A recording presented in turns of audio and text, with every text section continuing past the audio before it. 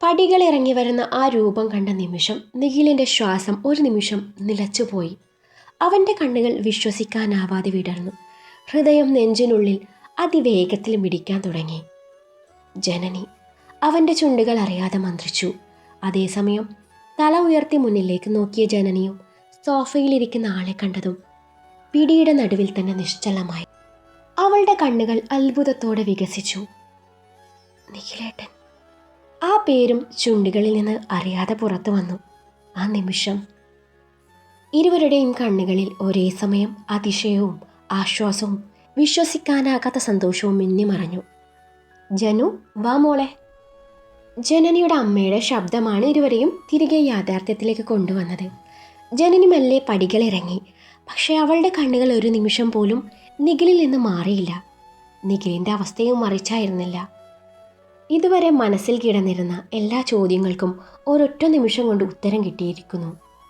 അപ്പോൾ അമ്മ പറഞ്ഞ ആ പെൺകുട്ടി ജനനിയായിരുന്നോ? അവൻ്റെ ചുണ്ടിൽ അറിയാതെ ഒരു പുഞ്ചിരി വിരിഞ്ഞു. ആ പുഞ്ചിരി കണ്ടതും ഷോൺ ആശ്വാസത്തോടെ ഒരു ദീർഘനിശ്വാസം വിട്ടു. നിദ്ര മെല്ലെ അവൻ്റെ കയ്യിൽ തട്ടി. കണ്ടോ, ഞാൻ പറഞ്ഞില്ലേ എല്ലാം ശരിയാവുന്നു. ഷോൺ ചെറുതായി ഒന്ന് പുഞ്ചിരിച്ചു. അരികിലിരുന്ന സനീഷ് നിഖിലിൻ്റെ മുഖത്തേക്ക് നോക്കി കണ്ണുകൾ വിടർത്തി. നിഖിൽ അപ്പോഴും ആ ഷോക്കിൽ തന്നെയായിരുന്നു. ഇവിടെ ഇരിക്കു കുട്ടി.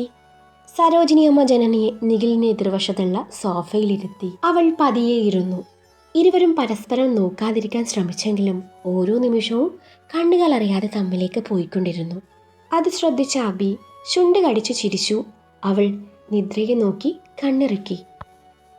നിദ്രയും പുഞ്ചിരിയോടെ തിരിച്ചൊരു കണ്ണിറുക്കി നൽകി. ജനനിയുടെ അച്ഛൻ സംഭാഷണം തുടർന്നു. മോനെ, പെണ്ണിനോട് എന്തെങ്കിലും സംസാരിക്കാനുണ്ടെങ്കിൽ ആവാം. അത് കേട്ടതും എല്ലാവരുടെയും കണ്ണുകൾ നിഖിലിലേക്ക് തിരിഞ്ഞു. നിഖിൽ ഒരു നിമിഷം ജനനിയെ നോക്കി. അവളും മെല്ലെ തല ഉയർത്തി അവനെ നോക്കി. ഇരുവരുടെയും ചുണ്ടിൽ ഒരേ സമയം ഒരു ചെറുപുഞ്ചിരി വിരിഞ്ഞു. ഒടുവിൽ നിഖിൽ ശാന്തമായി പറഞ്ഞു, സംസാരിക്കണം. ജനനിയെ നോക്കിക്കൊണ്ടാണ് നിഖിൽ അത് പറഞ്ഞത്. ആ ഒരു വാക്ക് കേട്ടതും ജനനിയുടെ ഹൃദയം വേഗത്തിൽ മിടിച്ചു. മുഖം നാണം കൊണ്ട് ചുവന്നു. അത് കണ്ട സരോജിനി അമ്മ ചിരിച്ചുകൊണ്ട് പറഞ്ഞു, എന്നാ പിന്നെ നിങ്ങൾ രണ്ടുപേരും മുകളിലെ ബാൽക്കണിയിലോ മുറ്റത്തോ പോയി സംസാരിച്ചോളൂ. ഇവിടെ എല്ലാവരും ഇരിക്കുമ്പോൾ എങ്ങനെയാ സ്വസ്ഥമായി സംസാരിക്കുക? അതെ, അതാ നല്ലത്. ജനനിയുടെ അച്ഛനും പിന്തുണച്ചു. നിഖിൽ മെല്ലെ എഴുന്നേറ്റു. ഒരു നിമിഷം ജനനിയെ നോക്കി. അവളും പതിയെ എഴുന്നേറ്റു.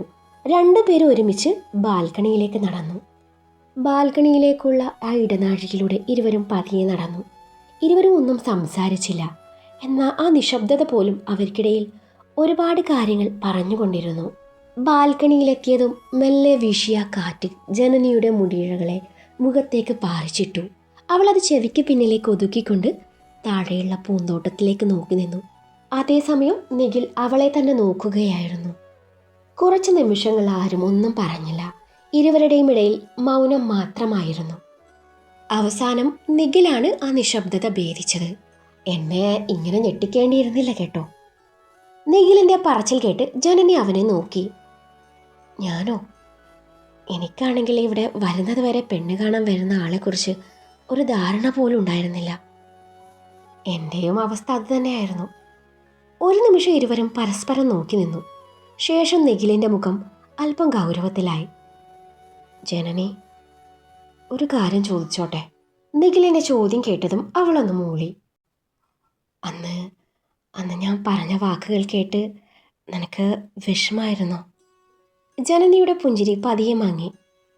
ആയിരുന്നു. അവൾ സത്യം മറച്ചു വെച്ചില്ല. പക്ഷേ അതിലും കൂടുതൽ വിഷമായത് നിഖിലേട്ടൻ എന്നെ ഒരിക്കലെങ്കിലും മനസ്സിലാക്കില്ലല്ലോ എന്ന് മനസ്സിലായപ്പോഴാണ്. ആ വാക്കുകൾ കേട്ട് നിഖിൽ തല താഴ്ത്തി. ഐ എം സോറി ജനനി. അവൻ്റെ ശബ്ദത്തിൽ ആത്മാർത്ഥത നിറഞ്ഞിരുന്നു.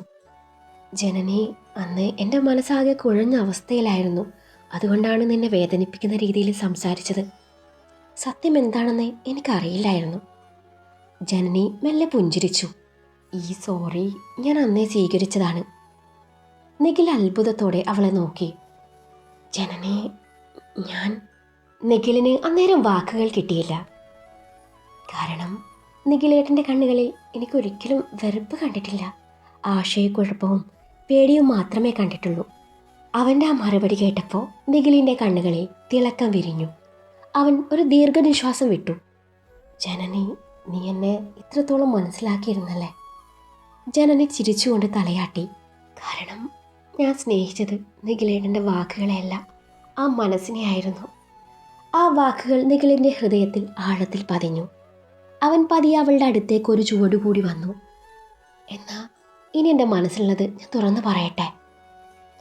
നിഖിലിൻ്റെ വാക്കുകൾ കേട്ട് ജനനിയുടെ ഹൃദയം വീണ്ടും വേഗത്തിൽ മിടിച്ചു. അവൾ നാണത്തോടെ മെല്ലെ തലയാട്ടി. ജനനി, ഇനി എൻ്റെ ജീവിതത്തിൽ എനിക്കൊപ്പമുണ്ടാവാൻ ഞാൻ ആഗ്രഹിക്കുന്നത് നിന്നെയാ. അത് കേട്ടതും ജനനിയുടെ കണ്ണുകൾ സന്തോഷം കൊണ്ട് നിറഞ്ഞു. അവളുടെ ചുണ്ടുകളിൽ വിരിഞ്ഞ ആ പുഞ്ചിരി തന്നെയായിരുന്നു അവനുള്ള ഏറ്റവും മനോഹരമായ മറുപടി. ജനനി. ആ വിളി കേട്ടത് അവൾ പതിയെ തല ഉയർത്തി. അവളുടെ കണ്ണുകൾ നിറഞ്ഞിരുന്നു. സത്യം പറഞ്ഞാൽ ഇന്ന് ഇവിടെ വരുമ്പോൾ ഒരിക്കലും നിന്നെയാകും കാണാൻ പോകുന്നതെന്ന് ഞാൻ കരുതിയിരുന്നില്ല. ജനനി ചെറുതായി പുഞ്ചിരിച്ചു. ഞാനും പടികളിറങ്ങി വന്നപ്പോൾ നിങ്ങളെ കണ്ട നിമിഷം എനിക്ക് വിശ്വസിക്കാനേ കഴിഞ്ഞില്ല. നിഖിലൊരു നിമിഷം അവളെ തന്നെ നോക്കി നിന്നു. നിഖിലിൻ്റെ ശബ്ദം പതിയെ ഇടറി. ജനനി, ഞാനൊരു സത്യം പറഞ്ഞാൽ നീ വിശ്വസിക്കുമോ എന്നറിയില്ല. എനിക്ക് തോന്നിയ പ്രണയം അത് അഭിയോടായിരുന്നില്ല എന്ന് തിരിച്ചറിയാൻ കുറച്ച് വൈകിപ്പോയി. ശരിക്കും ഞാൻ പ്രണയിച്ചത് എനിക്ക് വള തന്ന് എന്നെ സഹായിച്ച ആ ഹൃദയത്തെയായിരുന്നു. ഞാൻ വയ്യാതെ കിടന്നപ്പോൾ ഞാൻ അറിയാതെ എൻ്റെ മുറിയിലേക്ക് വന്ന് എൻ്റെ നെറ്റിയിൽ തലോടിയ ആ കൈകളെയായിരുന്നു. ആ വളപ്പൊട്ടുകൾ ഇന്നും ഞാൻ സൂക്ഷിച്ചു വെച്ചിട്ടുണ്ട്. പക്ഷേ അതെല്ലാം അഭിയായിരുന്നുവെന്ന് ഞാൻ തെറ്റിദ്ധരിച്ചു. അതെൻ്റെ തെറ്റ്. അന്ന് നീ എൻ്റെ മുന്നിൽ നിന്ന് നിറകണ്ണുകളോടെ നടന്നു പോയില്ലേ? അതിനുശേഷം ഞാൻ ശരിക്കും ഒരു രാത്രി പോലും മനസ്സമാധാനത്തോടെ ഉറങ്ങിയിട്ടില്ല. ഓരോ തവണ കണ്ണടക്കുമ്പോഴും ഞാൻ കണ്ടത് നിന്റെ മുഖമായിരുന്നു. നിന്നെ വേദനിപ്പിച്ചതിൻ്റെ കുറ്റബോധം എന്നെ വിട്ടുപോയില്ല. നിഖിലിൻ്റെ കണ്ണുകൾ ഒരു നിമിഷം നിറഞ്ഞു. അന്ന് തന്നെ എൻ്റെ മനസ്സ് നിന്നെ തേടാൻ തുടങ്ങിയിരുന്നു. പക്ഷെ അതിന് പേരിടാൻ എനിക്ക് കഴിഞ്ഞില്ല. പിന്നീട് നിന്നെ വീണ്ടും ബസ്സിൽ വെച്ച് കണ്ടപ്പോഴാണ് ഞാനത് തിരിച്ചറിയുന്നത്. ഞാൻ സ്നേഹിച്ചത് ഓർമ്മകളെയല്ല, ആ ഓർമ്മകൾ സമ്മാനിച്ച നിന്നെയായിരുന്നു. ആ വാക്കുകൾ കേട്ടതും ജനനിയുടെ കണ്ണുകളിൽ നിന്ന് കണ്ണുനീർ കവിളിലൂടെ ഒഴുകി. അവൻ അവളുടെ അരികിലേക്ക് ഒന്നുകൂടെ നീങ്ങി. അവളുടെ നിറഞ്ഞ കണ്ണുകൾ അവൻ തൻ്റെ വിരലുകളാൽ ഒപ്പി. ജനനി ഒരു നിമിഷം കണ്ണുകൾ അടച്ചു. അവൻ്റെ വിരലുകൾ തൻ്റെ കണ്ണുനീർ തുടച്ചു മാറ്റുമ്പോൾ അവളുടെ ഹൃദയം നാളുകളായി കാത്തിരുന്ന ആ സ്നേഹത്തിൻ്റെ ചൂട് ആദ്യമായി അനുഭവിക്കുകയായിരുന്നു. പതിയെ അവൾ അവൻ്റെ കയ്യിൽ തൻ്റെ കൈ ചേർത്ത് പിടിച്ചു. നിഖിലേട്ടാ, ഞാൻ നിങ്ങളെ ഒരിക്കലും വെറുത്തിട്ടില്ല. അവളുടെ ഇടറിയ ശബ്ദം കേട്ട് നിഖിൽ അവളെ നോക്കി. വേദനിച്ചിരുന്നു, ഒരുപാട് വേദനിച്ചിരുന്നു. പക്ഷേ ആ വേദന പോലും നിങ്ങളെ സ്നേഹിച്ചത് കൊണ്ടായിരുന്നു. അവനൊന്നും പറയാനാകാതെ നിന്നു.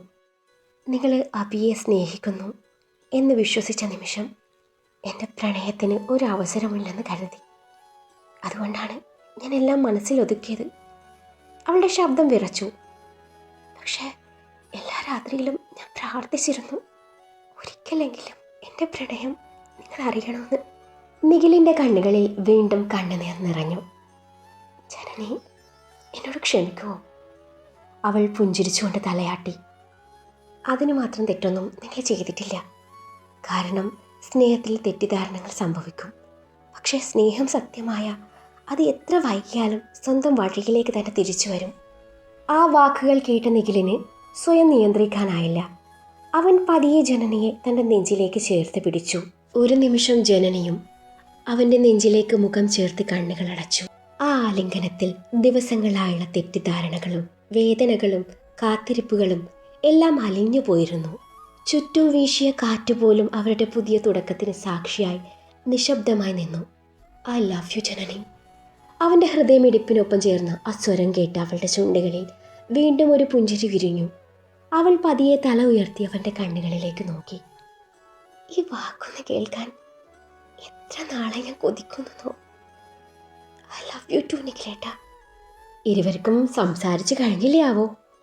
അബിയുടെ സ്വരം കേട്ടതും ഇരുവരും പെട്ടെന്ന് അകന്നു മാറി. ജനനിയുടെ കവളുകൾ നാണത്താൽ ചുവന്നു. നിഖിൽ ചെറുചിരിയോടെ തല ചൊറിഞ്ഞു. അബി ഇരുവരെയും മാറി മാറി നോക്കി കുസൃതിയോടെ ചിരിച്ചു. എന്താ ഇത്രയും നേരം സംസാരം? ഞങ്ങളൊക്കെ താഴെ നിന്ന് കാത്തിരുന്നു മടുത്തു. ജനനി നാണത്തോടെ മുഖം താഴ്ത്തി. Abhirami, thank you so much. ജനനിയെ ചേർത്ത് പിടിച്ചുകൊണ്ട് നിഖിൽ അഭിയെ നോക്കി പറഞ്ഞു. അഭി ചിരിച്ചുകൊണ്ട് ഇരുവരെയും നോക്കി. അടുത്ത നിമിഷം നിദ്രയും ഷോണും സനീഷും അങ്ങോട്ടേക്ക് വന്നു. അഭി ചിരിച്ചുകൊണ്ട് പുറകിലേക്ക് വിരൽ ചൂണ്ടി. ദേ, താങ്ക്സ് പറയേണ്ട ആൾ വന്നല്ലോ. എല്ലാവരുടെയും നോട്ടം ഒരേ സമയം നിദ്രയിലേക്ക് തിരിഞ്ഞു. നിദ്ര ഒന്നും മനസ്സിലാകാതെ എല്ലാവരെയും മാറി മാറി നോക്കി. എന്താ എല്ലാവരും എന്നെങ്ങനെ നോക്കുന്നത്? നിഖിൽ ചെറുപുഞ്ചിരിയോടെ അവളുടെ മുന്നിലേക്ക് നടന്നു. Thank you Nithus. അവൻ നിദ്രയെ ചേർത്ത് പിടിച്ചു നെറുകയിൽ ചുംബിച്ചുകൊണ്ട് പറഞ്ഞു. അപ്പോൾ എനിക്കൊന്നുമില്ലേ? നിനക്ക് വേണ്ടി ഇവളുമാരെ എന്നെ ബ്രോക്കർ വരെയാക്കി, അതറിയോ നിനക്ക്? ഷോൺ പറഞ്ഞു. അളിയന് വേണ്ടത് എൻ്റെ പെങ്ങൾ തന്നോളും. നിഖിൽ പറഞ്ഞത് കേട്ടതും നിദ്രയുടെ മുഖം ചുവന്നു. അവൾ മെല്ലെ മുഖമുയർത്തി ഷോണിനെ നോക്കി. അതേ നിമിഷം അവനും അവളെ തന്നെ നോക്കി നിൽക്കുകയായിരുന്നു. അപ്പോൾ എനിക്കൊന്നുമില്ലേ? ചോദിച്ചത് സനീഷാണ്. അതിനല്ലടോ അഭിരാമി അവിടെയുള്ളേ. നിനക്കുള്ളത് അഭിരാമി തന്നോളും. ഷോണിൻ്റെ മറുപടി കേട്ടതും അഭിയും സനീഷും പരസ്പരം ഒന്ന് നോക്കിപ്പോയി. അപ്പോഴേക്കും താഴെ നിന്ന് വെളി വന്നതും അതൊരു ആശ്വാസമായിട്ടാണ് സനീഷിന് തോന്നിയത്. അവർ കപ്പിൾസ് ഓരോന്നും സംസാരിച്ചുകൊണ്ട് പടിയിറങ്ങുമ്പോൾ പിറകിലായി സനീഷും അഭിയും പടിയിറങ്ങുന്നുണ്ട്. അഭി സനീഷിനെ മെല്ലെ തോണ്ടി. സനീഷ് ചോദ്യഭാവത്തിൽ തിരിഞ്ഞു നോക്കി. അതെ, ഞാൻ റെഡിയാട്ടോ. എന്ത് റെഡിയാണെന്ന്? ഡോക്ടർ പറഞ്ഞില്ലേ, അത് തരാൻ റെഡിയാണെന്ന്. ഉമ്മയായിട്ട് വേണോ അതോ ഹഗ് മതിയോ? ഒരൊറ്റ വീക്ക് വെച്ച് തന്നാലുണ്ടല്ലോ.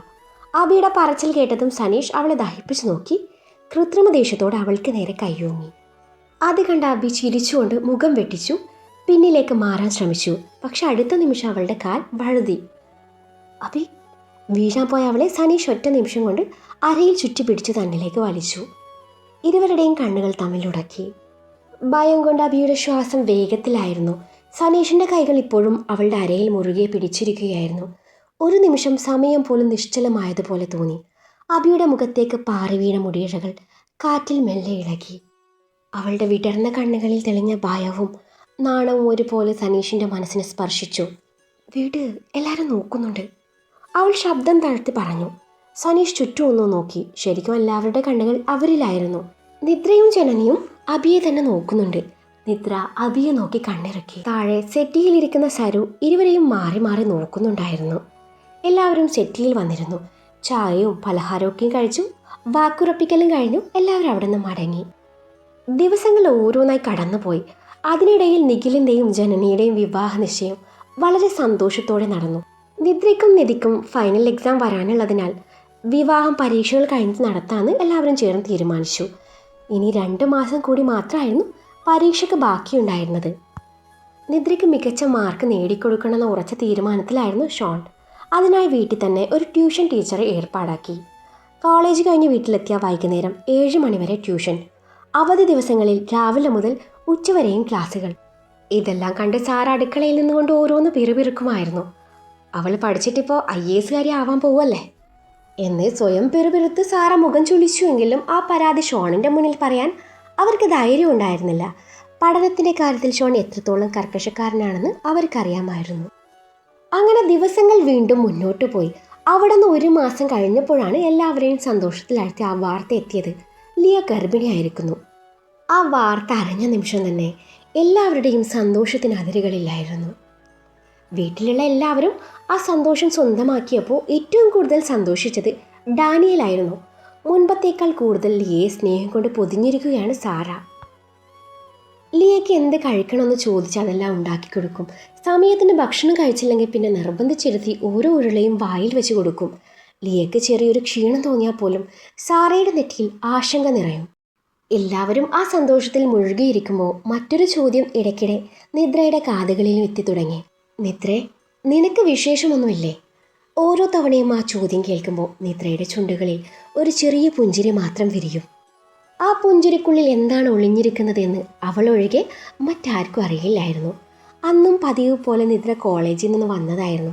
ലിവിംഗ് റൂമിലിരുന്ന് ഡാനിയൽ ന്യൂസ് കാണുകയാണ്. നിദ്ര അയാളെ നോക്കി പുഞ്ചിരിച്ചു. തിരികെ അയാളും അവളെ നോക്കി പുഞ്ചിരിച്ചു.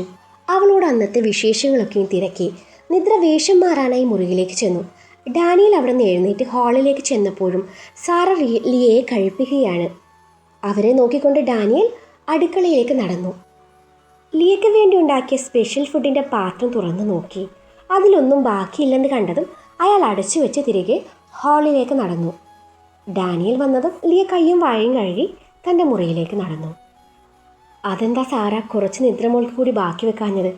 ലിയ പോയതും ഡാനിയൽ സാറയ്ക്ക് നേരെ തിരിഞ്ഞുകൊണ്ട് ചോദിച്ചു. അതിന് അവളല്ലല്ലോ പ്രഗ്നൻ്റ്, ലിയ അല്ലേ? അല്ലെങ്കിൽ നാട്ടുകാർ മൊത്തം ചോദിച്ചു തുടങ്ങി, മൂത്ത മരുമോൾക്ക് വിശേഷമൊന്നും ആയില്ലേന്ന്. ഡാനിയലിൻ്റെ മുഖം പെട്ടെന്ന് ഗൗരവമായി. എടി, അതിന് അവരുടെ വിവാഹം കഴിഞ്ഞിട്ട് 3 മാസം ആയതല്ലേ ഉള്ളൂ. ഇത്ര പെട്ടെന്ന് ഇങ്ങനെയൊക്കെ പറയേണ്ട ആവശ്യമുണ്ടോ? സാറൊന്ന് നിശബ്ദമായി. മൂത്ത മോൻ്റെ കൊച്ചിനെ ആദ്യം താലോലിക്കണം എന്നായിരുന്നു എൻ്റെ ആഗ്രഹം. ഇനിയിപ്പോൾ അത് നടക്കുമെന്ന് തോന്നുന്നില്ല. ഡാനിയൽ ശാന്തമായി സാറേ ഒന്ന് നോക്കി. സാറ, ഒരു കുഞ്ഞ് എപ്പോൾ വേണമെന്നത് അവരുടെ തീരുമാനമാണ്. അതിൽ നമ്മൾക്ക് അഭിപ്രായം പറയാൻ അവകാശമില്ല. അതുമല്ല, നിദ്രമോളെ ചെറുപ്രായമല്ലേ, പഠനം പൂർത്തിയാക്കാനുണ്ട്. അവളുടെ പരീക്ഷ കഴിഞ്ഞിട്ട് പോലുമില്ല. അവളുടെ സ്വപ്നങ്ങളും ആഗ്രഹങ്ങളും എല്ലാം നമ്മൾ കൂടി ബഹുമാനിക്കണം. മറുപടിയായി സാറ ഒന്നും മിണ്ടിയില്ല. ഡാനിയൽ വീണ്ടും തുടർന്നു. ഓരോരുത്തരുടെയും ജീവിതത്തിന് ഓരോ സമയമുണ്ട്. ലിയയ്ക്ക് ഇപ്പോൾ കുഞ്ഞു വന്നത് അവളുടെ ഭാഗ്യം. അതുപോലെ നിദ്രയ്ക്കും സമയമാകുമ്പോൾ ദൈവം കൊടുക്കും. പക്ഷെ അറിയാതെ പോലും ഇങ്ങനെയുള്ള ചോദ്യങ്ങൾ ചോദിച്ച് ആ കുട്ടിയുടെ മനസ്സ് നീ വേദനിപ്പിക്കരുത്. അതൊന്നും എനിക്കറിയേണ്ട ആവശ്യമില്ല. നിദ്ര ലിയേക്കാൾ ചെറുതായിരിക്കാം, പക്ഷെ ഷോൺ റോണിയേക്കാൾ മൂത്തതാ. ഞാനേ 18 വയസ്സിലാ റബൂനെ പ്രസവിച്ചത്. അത് നിങ്ങൾ മറക്കണ്ട. സാറയുടെ വാക്കുകൾ കേട്ടതും ഇനി ഇവളോട് പറഞ്ഞിട്ട് കാര്യമില്ലെന്ന് കരുതി ഡാനിയൽ മിണ്ടാതിരുന്നു. തിരിഞ്ഞു നടക്കുന്നതിനിടെയാണ് ഇരുവരും ശ്രദ്ധിച്ചത് അടുക്കള വാതിക്കൽ നിദ്ര നിൽക്കുകയായിരുന്നു. എപ്പോൾ വന്നതാണെന്നറിയില്ല. അവളുടെ കണ്ണുകളിൽ ഒരു നിമിഷം വേദന മിന്നി മറഞ്ഞെങ്കിലും അടുത്ത നിമിഷം തന്നെ പതിവ് പുഞ്ചിരി ചുണ്ടുകളിൽ വരുത്തി. അച്ഛാ, ഞാൻ ചായ കുടിക്കാൻ വേണ്ടി വരികയായിരുന്നു. നിദ്ര എങ്ങനെയോ പറഞ്ഞൊപ്പിച്ചു. നിദ്രയുടെ ശബ്ദത്തിലെ കൃത്രിമമായ ലാഘവം കേട്ടതും ഡാനിയലിൻ്റെ ഹൃദയം ഒന്ന് പിടഞ്ഞു. അവൾ എത്രമാത്രം കേട്ടുവെന്നറിയില്ലായിരുന്നു. പക്ഷേ കേട്ടതിൽ അവളുടെ മനസ്സിൽ മുറിവായി പതിഞ്ഞെന്ന് അയാൾക്ക് മനസ്സിലായി. മോളെ, നമുക്കേ പുറത്ത് പോയി ചായ കുടിക്കാം. മോളെ പെട്ടെന്ന് റെഡിയായി വാ. ഇനിയിപ്പോൾ ട്യൂഷൻ ക്ലാസ് ഇല്ലല്ലോ. മഴയൊക്കെ ആസ്വദിച്ചേ ഒന്ന് ചുറ്റിയടിച്ച് ഓരോ ചായയും കുടിച്ചു വരാം. നിദ്ര ഡാനിയലിൻ്റെ മുഖത്തേക്ക് ഒന്ന് നോക്കി. ആ ക്ഷണത്തിൽ തന്നെ അവൾക്കെല്ലാം മനസ്സിലായി. അച്ഛൻ വിഷയം മാറ്റാൻ ശ്രമിക്കുകയാണെന്നും തൻ്റെ മനസ്സൊന്ന് മാറാനാണ് ആ ക്ഷണമെന്നും. അവളുടെ ചുണ്ടിൽ ഒരു ചെറു പുഞ്ചിരി വിരിഞ്ഞു. അച്ഛാ, ശരിക്കും പോകുന്നുണ്ടോ? പിന്നെന്താ, എൻ്റെ മോൾക്ക് ഈ മഴയത്ത് ചായ കുടിക്കാൻ ഇഷ്ടമല്ലേ? ഇഷ്ടമാണ്, അവൾ മെല്ലെ പറഞ്ഞു. അച്ഛാ, 5 മിനിറ്റേ, ഞാൻ പെട്ടെന്ന് ഡ്രസ്സ് മാറി വരാം. ശരി, അപ്പോഴേക്കും ഞാൻ കാറ് തിരിച്ചിടാം. ഡാനിയൽ പുറത്തേക്ക് നടന്നതും നിദ്ര ഡ്രസ്സ് മാറാനായി മുറിയിലേക്ക് ചെന്നു. സാറയ്ക്കാണെങ്കിൽ ഇതൊക്കെ കേട്ടങ്ങ് സഹിക്കുന്നില്ലായിരുന്നു. നിദ്ര റെഡിയായി വന്ന് കാറിൽ കയറി. ഡാനിയൽ വണ്ടി മുന്നോട്ടെടുത്തു. അവരുടെ പോക്ക് നോക്കി നിന്ന ലിയയുടെ കണ്ണുകളിൽ അസൂയ നിറഞ്ഞു. പുറത്ത് നല്ല ചാറ്റൽ മഴ. കാറിൻ്റെ ഗ്ലാസ്സിലൂടെ മഴത്തുള്ളികൾ ഒഴുകിയിറങ്ങുമ്പോൾ അകത്തൊരു നിശബ്ദത മാത്രം. ഡാനിയൽ റേഡിയോ ഓൺ ചെയ്തെങ്കിലും പാട്ട് പോലും ആ നിശബ്ദതയെ ഭേദിക്കാൻ കഴിഞ്ഞില്ല. നിദ്ര ജനലിലൂടെ പുറത്തേക്ക് നോക്കിയിരുന്നു. മഴയിൽ നനഞ്ഞ മരങ്ങളും ഓടിക്കൊണ്ടിരിക്കുന്ന വാഹനങ്ങളും ചൂട് ചായ വിൽക്കുന്ന ചെറിയ കടകളും എല്ലാം അവളുടെ കണ്ണിലൂടെ കടന്നുപോയി. പക്ഷെ മനസ്സ് മറ്റെവിടെയോ ആയിരുന്നു. കുറച്ചു ദൂരം പോയ ശേഷം റോഡരികിലെ ചെറിയൊരു ചായക്കടയ്ക്ക് മുന്നിൽ ഡാനിയൽ കാർ നിർത്തി. വാ മോളെ. 2 പേര് ഇറങ്ങി. മഴ നനയാതിരിക്കാൻ കടയുടെ ഷെഡിന് കീഴിൽ നിന്നു. ചേട്ടാ, 2 ചായ, പിന്നെ ചൂട് പരിപ്പുവട ഉണ്ടെങ്കിൽ 4 എണ്ണം. ഓ, ഇപ്പം തരാം സാറേ. അല്പസമയത്തിനകം ചൂട് പുകയുന്ന ചായയും പരിപ്പുവടയും അവരുടെ മുന്നിലെത്തി. ഒരു കഷ്ണം പരിപ്പുവട എടുത്ത് നിദ്രയുടെ കയ്യിൽ കൊടുത്തുകൊണ്ട് അയാൾ അവളെ നോക്കി പുഞ്ചിരിച്ചു. കഴിക്ക് മോളെ, ഇത് നിന്റെ ഫേവറേറ്റ് അല്ലേ? നിദ്ര ഒരു ചെറുപുഞ്ചിരിയോടെ അത് വാങ്ങി. ചൂടുള്ള പരിപ്പുവടയുടെ ഒരു കഷ്ണം പൊട്ടിച്ച് വായിലിട്ടെങ്കിലും പതിവ് പോലെയുള്ള ആസ്വാദനം അവളുടെ മുഖത്തുണ്ടായിരുന്നില്ല. ഡാനിയൽ അതെല്ലാം ശ്രദ്ധിക്കുന്നുണ്ടായിരുന്നു. അല്പനേരം 2 പേരും ഒന്നും സംസാരിച്ചില്ല. മഴയുടെ ശബ്ദവും ചായക്കടയിൽ നിന്നുയരുന്ന ചായയുടെ മണവും മാത്രം അവരെ ചുറ്റി നിന്നു. അവസാനം ഡാനിയൽ മെല്ലെ ചോദിച്ചു, എൻ്റെ മോൾക്ക് വിഷമായോ? നിദ്ര മെല്ലെ തല കുലുക്കി. ഇല്ല അച്ഛാ. അച്ഛനോട് കള്ളം പറയണ്ട. ആ വാക്കുകൾ കേട്ട നിമിഷം നിദ്രയുടെ ചുണ്ടിലെ പുഞ്ചിരി മാഞ്ഞു. ഞാൻ കുറച്ചേ കേട്ടുള്ളൂ അച്ഛാ. അച്ഛാ, മമ്മി അങ്ങനെ പറഞ്ഞത് കേട്ടപ്പോൾ ഒരു നിമിഷം എനിക്ക് എന്തോ പോലെ തോന്നി. എല്ലാവർക്കും ഇപ്പോൾ ചോദിക്കാനുള്ളത് ഇതാണ്. അവളുടെ ശബ്ദം പതിയെ ഇടറി. എനിക്ക് പഠിക്കണം അച്ഛാ, നല്ല മാർക്കോടെ പാസ്സാവണം, പിന്നെ നല്ലൊരു ജോലി. അതിനുശേഷം മാത്രമേ മറ്റെന്തിനെക്കുറിച്ചും ചിന്തിക്കാനാകൂ. അത് ഞാൻ ഇച്ചായനെ കൊടുത്ത വാക്കാ. പക്ഷേ എല്ലാവരും ചോദിക്കുമ്പോൾ ഞാൻ എന്തോ തെറ്റ് ചെയ്ത ആളെന്ന പോലെ തോന്നും. ഡാനിയൽ ചായക്കപ്പ് താഴെ വെച്ചു. അടുത്ത നിമിഷം അയാൾ നിദ്രയുടെ കയ്യിൽ മെല്ലെ പിടിച്ചു. മോളെ, നമ്മുടെ ജീവിതം മറ്റുള്ളവരുടെ ചോദ്യങ്ങൾക്ക് ഉത്തരം കൊടുക്കാൻ വേണ്ടിയല്ല ജീവിക്കേണ്ടേ. നിദ്ര നിശബ്ദമായി കേട്ടിരുന്നു. ഒരു പെൺകുട്ടിയുടെ ജീവിത ലക്ഷ്യം വിവാഹം കഴിഞ്ഞ ഉടനെ അമ്മയാകുക മാത്രമല്ല, പഠിക്കണമെങ്കിൽ പഠിക്കണം, ജോലി ചെയ്യണമെങ്കിൽ ജോലി ചെയ്യണം, കുഞ്ഞ് വേണമെന്ന് തോന്നുമ്പോൾ മാത്രം കുഞ്ഞുണ്ടായാൽ മതി. അതൊക്കെ നിൻ്റെയും ഷോണിൻ്റെയും തീരുമാനമാണ്. നിദ്രയുടെ കണ്ണുകൾ നിറഞ്ഞു. അച്ഛാ, പക്ഷേ മമ്മി. അവൾ വാക്കുകൾ മുഴുവനാക്കിയില്ല. അവൾക്ക് പഴയ തലമുറയുടെ ചില ചിന്തകളാണ്, അതുകൊണ്ടാണ് അങ്ങനെ പറയുന്നത്. ഡാനിയൽ ഒരു നിമിഷം നിർത്തി. മോള് അവൾ പറയുന്നതൊന്നും കാര്യമാക്കണ്ട. അതും പറഞ്ഞ് അവളുടെ നെറ്റിയിൽ മെല്ലെ ഒന്ന് തട്ടി. ഈ കണ്ണുനീർ ഇനി വേണ്ട. എൻ്റെ മോളെപ്പോഴും ചിരിക്കുന്ന മുഖത്തോടെ കാണാൻ ആഗ്രഹിക്കൂ. നിദ്ര കണ്ണുനീർ തുടച്ചുകൊണ്ട് ചിരിക്കാൻ ശ്രമിച്ചു. സോറി അച്ഛാ. എന്തിനാ സോറി? കരയാൻ പോലും എൻ്റെ മോൾക്ക് അനുവാദം ചോദിക്കണം. ഇല്ല, അവൾ ചിരിച്ചുകൊണ്ട് മറുപടി പറഞ്ഞു. ഇതാണ് എനിക്കിഷ്ടമുള്ള പുഞ്ചിരി.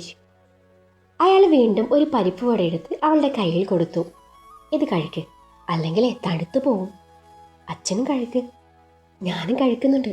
രണ്ടുപേരും ചൂട് ചായ കുടിച്ചുകൊണ്ട് മഴയിലേക്ക് നോക്കി നിന്നു. ആ നിമിഷം നിദ്രയുടെ മനസ്സിലെ ഭാരം കുറച്ചൊന്നും അല്ലാകുന്നത്.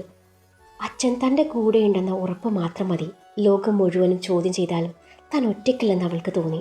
അവരെ ദൂരെ ഇരുന്ന് ശ്രദ്ധിച്ചുകൊണ്ടിരുന്ന ചായക്കടക്കാരൻ പുഞ്ചിരിയോടെ ചോദിച്ചു, സാറേ, മോളാണോ? ഡാനിയൽ അഭിമാനത്തോടെ നിദ്രയെ നോക്കി. അവളുടെ തോളിലൂടെ കൈ ചേർത്ത് അയാൾ പുഞ്ചിരിച്ചു. അതെ, എൻ്റെ സ്വന്തം മോളാ.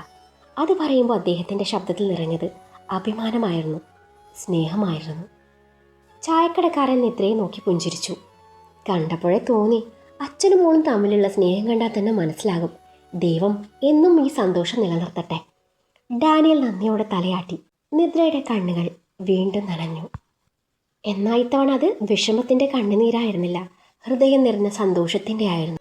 നിദ്രയ്ക്ക് ഇഷ്ടപ്പെട്ട ലോഡഡ് ഫ്രൈസ്, ഫ്രൈഡ് ചിക്കൻ ഇതൊക്കെ വാങ്ങിച്ചു കൊടുത്ത് അവളുടെ വയറും മനസ്സും നിറച്ചാണ് തിരികെ ഇരുവരും വീട്ടിലേക്ക് ചെന്നത്. പോകുമ്പോൾ ലിയക്കും പാഴ്സൽ വാങ്ങിയിരുന്നു. എന്നാൽ ലിയ എന്തൊക്കെയോ കാരണങ്ങൾ പറഞ്ഞ് അത് നിരസിച്ചപ്പോൾ ഡാനിയലിൻ്റെ ഉള്ളം വേദനിച്ചു. അത് മറ്റാരേക്കാളും മനസ്സിലാക്കിയത് നിദ്രയായിരുന്നു. രാത്രിയിൽ ഷോൺ ഡ്യൂട്ടി കഴിഞ്ഞ് വരുമ്പോൾ 8 മണി കഴിഞ്ഞിരുന്നു. നിദ്ര അപ്പോഴേക്കും പഠിക്കുകയായിരുന്നു. ഷോൺ വസ്ത്രം മാറി ഫ്രഷായി വരുമ്പോഴേക്കും നിദ്ര അവനുള്ള കോഫിയുമായി വന്നു. വിശേഷങ്ങളൊക്കെയും പറയുന്ന കൂട്ടത്തിൽ ഡാനിയലും അവളും ഒരുമിച്ച് പുറത്ത് പോയ കാര്യം അവൾ അവനോട് പറഞ്ഞു. അത് കേട്ടപ്പോൾ അവൻ ഒരുപാട് സന്തോഷമായി. കുറച്ചു കഴിഞ്ഞത് ഇരുവരും താഴേക്ക് ഭക്ഷണം കഴിക്കാനായി ചെന്നു. നേരത്തെ വയറ് നിറയെ കഴിച്ചതുകൊണ്ട് നിദ്ര ഒന്നും കഴിച്ചില്ല. അവൾ അവരുടെ കൂടെ ഇരുന്നതേയുള്ളൂ. ഭക്ഷണം കഴിഞ്ഞ് അടുക്കളയ്ക്ക് ഒരുക്കി കഴിഞ്ഞാണ് നിദ്ര മുറിയിലേക്ക് ചെന്നത്. മുറിയിൽ കിടക്കയുടെ ഹെഡ് ബോർഡിൽ ചാരിയിരുന്ന് ഒരു മെഡിക്കൽ ജേർണൽ വായിക്കുകയായിരുന്നു ഷോൺ. വാതിൽ പതിയെ തുറന്ന് നിദ്ര അകത്തേക്ക് കയറിയപ്പോൾ പുസ്തകത്തിൽ നിന്ന് കണ്ണുയർത്തി അവൻ പുഞ്ചിരിയോടെ അവളെ നോക്കി.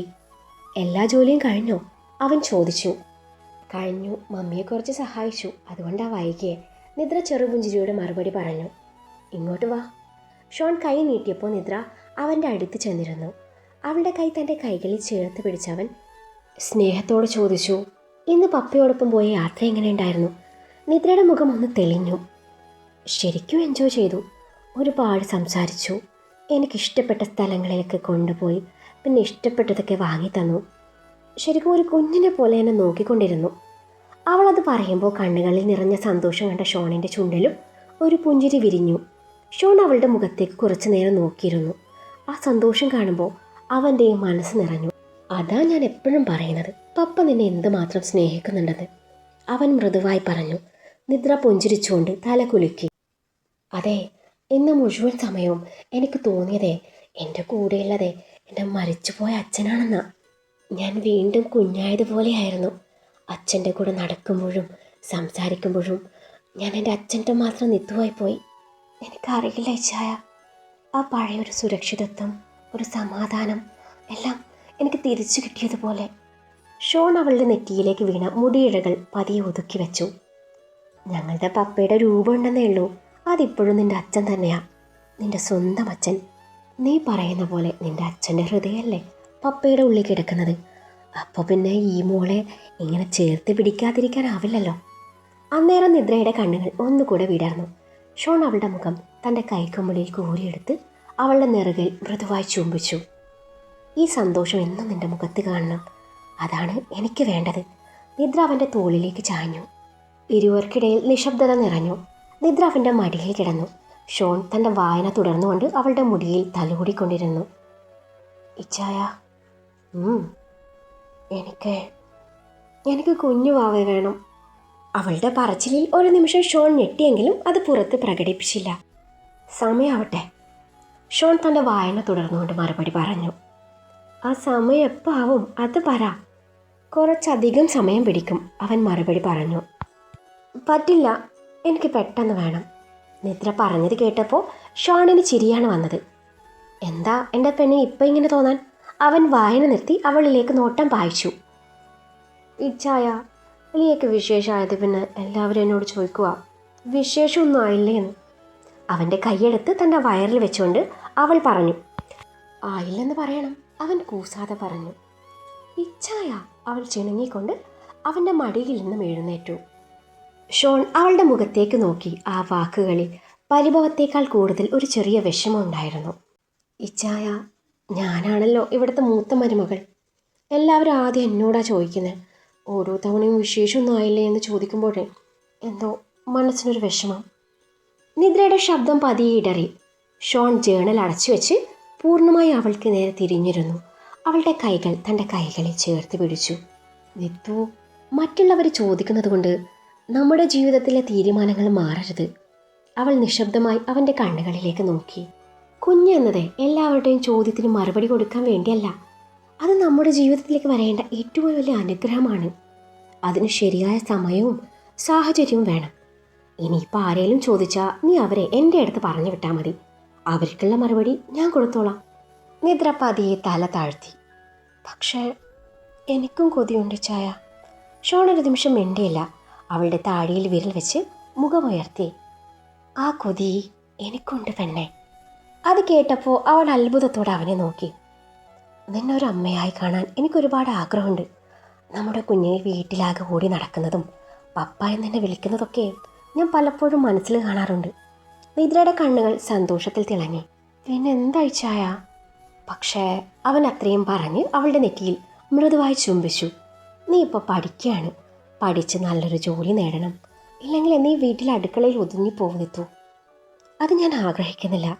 അതിനുശേഷം നമ്മുടെ കുഞ്ഞിനെ പൂർണ്ണ മനസ്സോടെയും സമയത്തോടെയും സ്വീകരിക്കാം. അപ്പോഴേക്കും വൈകില്ലേ ചായ? ഒരിക്കലുമില്ല. അവൻ പുഞ്ചിരിച്ചു. നമ്മുടെ കുഞ്ഞ് വരേണ്ട സമയം ദൈവം മനോഹരമായി എഴുതി വെച്ചിട്ടുണ്ട്. അതിനെ നമുക്ക് തിടുക്കപ്പെടുത്തേണ്ട കാര്യമില്ല. അതുവരെ എൻ്റെ ഈ കുഞ്ഞു പെണ്ണിനെ ഞാൻ നന്നായി സ്നേഹിക്കട്ടെ. ഒടുവിൽ ഒരു ദിവസം നീ തന്നെയായിരിക്കും എന്നോട് പറയാം, ഇച്ചായ, നമ്മുടെ വാവ ഇവിടെയുണ്ട് എന്ന്. അവളുടെ വയറിൽ തൊട്ടുകൊണ്ടാണ് അവനത് പറഞ്ഞത്. അതുവരെ നിനക്ക് ഞാനും എനിക്ക് നീയും മതി. നിദ്ര കുറച്ചു നേരം ഒന്നും മിണ്ടിയില്ല. പിന്നെ പതിയെ അവൻ്റെ നെഞ്ചിലേക്ക് ചാഞ്ഞു. ഇച്ചായം പറയുമ്പോൾ എനിക്ക് സമാധാനം തോന്നുന്നുണ്ട്. ഷോൺ അവളെ ചേർത്ത് പിടിച്ചു. ഇനി ആരെങ്കിലും ചോദിച്ചാൽ പുഞ്ചിരിച്ചുകൊണ്ട് പറയണം, സമയമാകുമ്പോൾ അറിയിക്കുമെന്ന്. അതിൽ കൂടുതൽ ആർക്കും വിശദീകരണം കൊടുക്കേണ്ട ആവശ്യമില്ല. നിദ്ര ചെറുതായി ചിരിച്ചു. ശരി, പക്ഷെ ഒരു കാര്യം. എന്താ? നമ്മുടെ കുഞ്ഞ് ഇച്ചായനെ പോലെ ആയാൽ മതി. പിന്നെ ഇച്ചായൻ്റെ ഈ കണ്ണും വേണം. ഷോൺ പൊട്ടിച്ചിരിച്ചു. അമ്മയെപ്പോലുള്ള വാശിയും കൂടി കിട്ടിയ പിന്നെ പപ്പയുടെ കാര്യം തീർന്നു. ഇച്ചായ എന്ന് പറഞ്ഞ് നിദ്ര കളിയായി അവൻ്റെ തോളിൽ ചെറിയ അടി കൊടുത്തു. ചിരിച്ചുകൊണ്ട് ഷോൺ അവളെ തൻ്റെ നെഞ്ചിലേക്ക് കൂടുതൽ ചേർത്ത് പിടിച്ചു. മുറിയിലാകെ ഒരു മധുര നിശബ്ദത നിറഞ്ഞു. പുറത്തു നിന്ന് മഴത്തുള്ളികൾ ജനൽ ചില്ലിൽ പതിക്കുന്ന ശബ്ദം മാത്രം. ഇരുവരുടെയും നോട്ടങ്ങൾ തമ്മിലിടഞ്ഞു. അവളുടെ കണ്ണിലേക്ക് നോക്കിക്കൊണ്ട് മുഖത്തേക്ക് വീണ് കിടക്കുന്ന മുടിയിഴകൾ അവൻ പ്രണയത്തോടെ ഒതുക്കി വെക്കുമ്പോൾ അവൻ്റെ കണ്ണുകളുടെ കാന്തിക ശക്തിയിൽ അവളുടെ ശ്വാസം പോലും നിലച്ചു പോയതുപോലെ തോന്നി. ഇന്ന് വല്ലതും നടക്കുമോ? കുറച്ച് ദിവസമായിട്ട് ഒന്നുമില്ലല്ലോ. അവൾ ധരിച്ച സാറ്റിൻ നൈറ്റിയുടെ ഷഗ്ഗിൻ്റെ വള്ളി അഴിച്ചു മാറ്റുന്നതിനിടയിൽ അവൻ ചോദിച്ചു. നിദ്ര നാണം കലർന്നൊരു പുഞ്ചിരിയോടെ അവൻ്റെ കണ്ണിലേക്ക് നോക്കി. അത് ഇച്ചായൻ്റെ കയ്യിലല്ലേ? അവൾ മെല്ലെ പറഞ്ഞു. ഷോണിൻ്റെ ചുണ്ടിൽ ഒരു കുസൃതിച്ചിരി വിരിഞ്ഞു. ഓഹോ, അങ്ങനെയാണോ? കുറച്ച് ദിവസമായി എൻ്റെ ഭാര്യ പഠനത്തിൻ്റെ പേരിൽ എന്നെ അവഗണിക്കുകയായിരുന്നല്ലോ. ഞാനോ? അവൾ കള്ളപ്പിണക്കത്തോടെ പുരുകമുയർത്തി. അവനിൽ ചിരി വിരിഞ്ഞു. അവളുടെ നെറുകിൽ സ്നേഹത്തോടെ ചുംബിച്ചു. ഷ്രഗ് അകത്തിവെച്ച് തോളിൽ നിന്നും നൈറ്റിയുടെ സ്ട്രാപ്പ് പതിയെ നീക്കി ഇടത് മൃദുലതയിലെ കുഞ്ഞുമറുകിൽ ചുംബിച്ചു. അവൻ്റെ കണ്ണുകൾ അവളെ ആദ്യമായി കാണും പോലെ അവളിലെ സൗന്ദര്യം ഒപ്പിയെടുത്തു തുടങ്ങി. ആ കണ്ണിലെ പ്രണയഭാവങ്ങൾ നോക്കിക്കൊണ്ട് നേർത്തൊരു ചിരിയോട് അവൾ അവനെ തന്നെ നോക്കിക്കിടന്നു.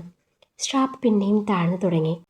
പ്രണയം നിറഞ്ഞ കണ്ണുകളിൽ മറ്റു പല ഭാവങ്ങൾ മിന്നിമറയുന്നത് കണ്ടതും അവളുടെ ഹൃദയമിടിപ്പ് കൂടി വന്നു. അവളുടെ കണ്ണിലേക്ക് ദൃഷ്ടി പതിപ്പിച്ചുകൊണ്ട് അവൻ്റെ കൈവിരൽ അവളുടെ മൃദുലതയെ തലോടിക്കൊണ്ടിരുന്നു. അവൻ്റെ ചുണ്ടിൽ ഒളിഞ്ഞു കിടക്കുന്ന ആ ചിരി കണ്ടതും അവളിൽ നാണം വിരിഞ്ഞു. ദിവസം കൂടുന്തോറും ഭംഗി കൂടിക്കൂടി വരിക. ആർക്കാ? എനിക്കാ? അവൻ്റെ ചോദ്യം കേട്ട് അവൾ തിരിച്ചു ചോദിച്ചു. നിനക്ക് തന്നെ. പക്ഷേ ഞാനിപ്പോൾ ഉദ്ദേശിച്ചത് ഇതാണെന്ന് മാത്രം. അന്നേരം അവൻ്റെ കൈ അവളിലെ മൃദുലതയെ തഴുകുന്നുണ്ടായിരുന്നു. പോടാ, അവൾ നാണത്തോടെ മുഖം വെട്ടിച്ചു. അവൻ അവളുടെ കഴുത്തിൻ്റെ ഇടതുവശത്തിലേക്ക് മുഖം അടുപ്പിച്ചു. ചുണ്ടുകളുടെ സഞ്ചാരദിശ മാറി തുടങ്ങി. എണ്ണമില്ലാത്ത ചുംബനങ്ങൾ. അവൻ്റെ ചുണ്ടും നാവും പല്ലും ഒരേ സമയം അവളെ വിവശയാക്കി. മുന്നിലെ തടസ്സങ്ങൾ ഓരോന്നായി നീങ്ങി തുടങ്ങി. അവളുടെ കണ്ണുകൾ പതിയെ അടഞ്ഞു തുടങ്ങി. അവൻ്റെ ഓരോ സ്പർശവും അവളെ വാക്കുകൾക്ക് അതീതമായൊരു അനുഭൂതിയിലേക്ക് കൂട്ടിക്കൊണ്ടുപോയി. നെഞ്ചിടിപ്പ് വേഗത്തിലായി. അവൻ്റെ മീശയും താടിയും അവളിൽ എവിടെയൊക്കെയോ തൊട്ടുപോകുന്ന നിമിഷങ്ങൾ പോലും മധുരമുള്ളൊരു വിറയലായി അവളിലുടനീളം പടർന്നു. വിരലുകൾ അറിയാതെ ബെഡ്ഷീറ്റിൽ മുറുകെ പിടിച്ചു. അവൻ്റെ സാമീപ്യത്തിൽ അവൾ സ്വയം മറന്ന് പ്രണയത്തിൻ്റെ ചൂടിലേക്ക് അലിഞ്ഞു ചേർന്നു. ആ രാത്രിയിൽ പുറത്ത് മഴ താളം പിടിച്ച് പെയ്യുകയായിരുന്നു.